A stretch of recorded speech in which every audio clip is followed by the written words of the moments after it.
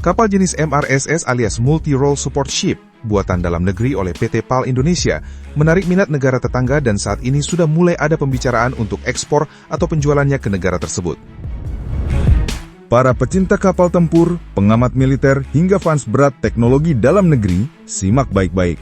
Tahu nggak, di tengah semua gemerlap senjata canggih dan drone terbang sendiri, ada satu hal yang bikin kita boleh bangga, bukan hanya sebagai bangsa Indonesia, tapi juga sebagai bagian dari kawasan Asia. Namanya Multi-Role Support Ship alias MRSS, kapal terbesar yang pernah dibangun oleh PT PAL Indonesia. Bayangin, kapal ini panjangnya 163 meter. Itu kalau direbahkan di jalan tol, bisa nyambung dari pintu tol ke pintu keluar, plus bonus macetnya juga. Tapi serius, ini bukan kapal main-main. Kapal ini dirancang bukan cuma buat bawa tentara, tapi juga tank, kendaraan lapis baja, bahkan helikopter. Total bisa bawa 6 heli. Jadi kalau negara sebelah ribut, kita bisa kirim surat cinta dari laut, darat, dan udara dalam satu paket hemat. Sekarang kita udah nggak cuma bikin buat kita sendiri, tapi juga ekspor. Malaysia udah diajak ngobrol, dan katanya udah mulai naksir. Maksudnya mulai tertarik. PT PAL bahkan sudah mampir ke pameran pertahanan di Malaysia buat ngasih kode. Jadi ini bukan sekedar jualan kapal, tapi juga transfer teknologi. Kita ngajarin mereka bikin kapal, bukan ngajarin mereka bikin mie instan. Ini bukti bahwa kita siap naik kelas di industri pertahanan regional. Dan jangan remehkan isinya ya. Kapal ini punya dapur tenaga 4 mesin utama masing-masing 2280 kW, ibarat ngisi daya HP pakai gardu PLN sendiri. Bisa jalan 9000 mil laut, atau kira-kira bolak-balik Jakarta-Tokyo 3 kali tanpa isi BBM. Fasilitas di dalamnya juga komplit banget. Ada sistem pemadam kebakaran, dek khusus helikopter, sistem navigasi dan sensor kekinian, bahkan tahan terhadap ancaman nuklir, biologis, dan kimia. Jadi kalau zombie apokalips terjadi, kapal ini bisa jadi tempat paling aman.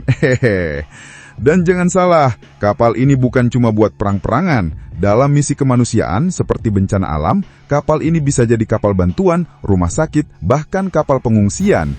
Jadi selain bisa ngusir musuh, bisa juga ngantar logistik dan ngobatin korban. Serbaguna, kayak bapak-bapak yang bisa benerin genteng, ngelawak, sekaligus ngurus arisan.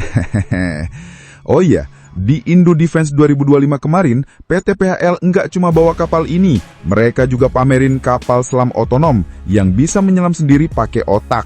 Maksudnya pakai AI.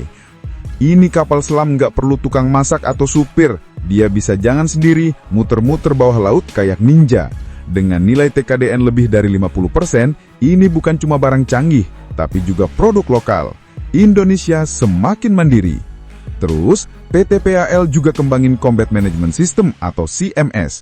Bukan Content Management System buat website ya. Ini sistem tempur buat kapal perang. Jadi semua senjata, radar, dan sensor bisa dikontrol dari satu pusat komando. Ibaratnya satu remote buat semuanya. Asal jangan hilang remote-nya aja. Presiden RI Pak Prabowo Subianto sampai turun langsung ke booth dan bilang, harus ada percepatan. Jadi bukan cuma netizen yang doyan gercap, Pak Presiden juga.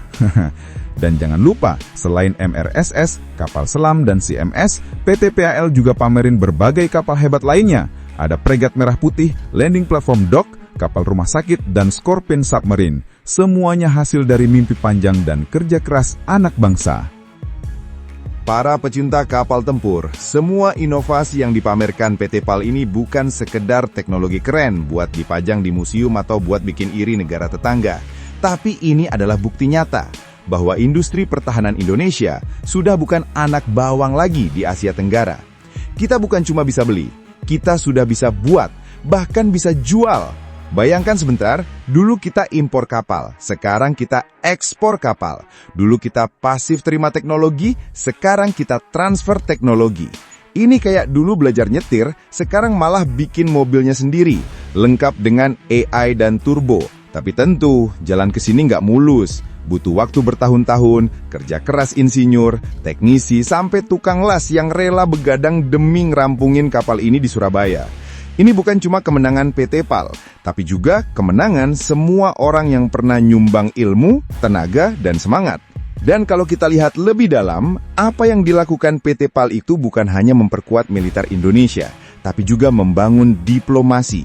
Kapal ini bisa jadi alat pertahanan, tapi juga bisa jadi jembatan kemanusiaan.